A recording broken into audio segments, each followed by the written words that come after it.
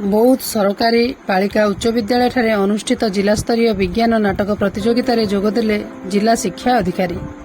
आज सकाळ 11टा समय बौद्ध सहर स्थित सरकारी बालिका उच्च विद्यालय जिलास्तरीय विज्ञान नाटक प्रतियोगिता अनुष्ठित हो जाइछि।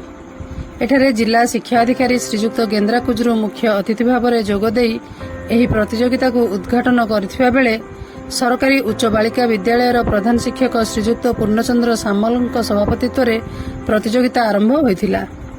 जिलार कोण अनुकोणरू आसिथिबा छात्र छात्री माने एही प्रतियोगिता रे भाग नैथिबार देखिबाकू मिलिथिला।